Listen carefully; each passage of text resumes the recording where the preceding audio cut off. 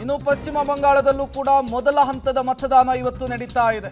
ಇವತ್ತು ಮೊದಲ ಹಂತದಲ್ಲಿ 152 ಕ್ಷೇತ್ರಗಳಿಗೆ ವೋಟಿಂಗ್ ಆಗುತ್ತೆ. ಹಿಡಿತವನ್ನ ಬಿಗಿಗೊಳಿಸಿಕೊಳ್ಳುವುದಕ್ಕೆ ಬಿಜೆಪಿ ಶತಪ್ರಯತ್ನವನ್ನ ಪಟ್ಟಿದೆ. ಮೂರನೇ ಅವಧಿಗೆ ಅಧಿಕಾರವನ್ನ ಹಿಡಿಯೋದಕ್ಕೆ ದೀದಿಯಿಂದ ಹರಸಾಹಸ. ಏಪ್ರಿಲ್ 29ರಂದು ಎರಡನೇ ಹಂತದ ಮತದಾನದ ಪ್ರಕ್ರಿಯೆ ನಡೆಯುತ್ತೆ. ಮೇ 4ರಂದು ವಿಧಾನಸಭಾ ಚುನಾವಣಾ ಫಲಿತಾಂಶ ಪ್ರಕಟವಾಗುತ್ತೆ. ಈ ಬಾರಿ ದೀದಿ ಮತ್ತೊಮ್ಮೆ ಸಿಎಂ ಆಗ್ತಾರಾ ಅನ್ನುವಂತಹ ಕುತೂಹಲ ಇದೆ. ಮಗದೊಂದು ಕಡೆ ಬಿಜೆಪಿ ತೀವ್ರ ಪೈಪೋಟಿಯನ್ನು ಕೊಡ್ತಾ ಇದೆ.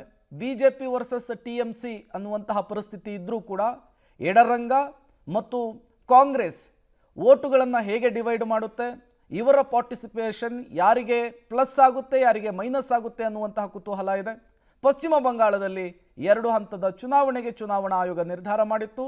ಇವತ್ತು ಮೊದಲ ಹಂತದ ಚುನಾವಣೆ ಆಗ್ತಾ ಇದೆ. 152 ಕ್ಷೇತ್ರಗಳಿಗೆ ಅಬ್ಬರದ ಪ್ರಚಾರ ಆಗಿದೆ. ಬಿಜೆಪಿ ಮತ್ತು ಟಿಎಂಸಿಯ ನಡುವೆ ವಾಕ್ಪ್ರಹಾರಗಳೇ ನಡೆದಿದೆ. ಸಾಕಷ್ಟು ಬೆಳವಣಿಗೆಗಳ ನಡುವೆ ತೀವ್ರ ಪೈಪೋಟಿಯಲ್ಲಿ ಯಾರು ಗೆಲ್ತಾರೆ ಅನ್ನುವಂತಹ ಕುತೂಹಲ ಇದೆ.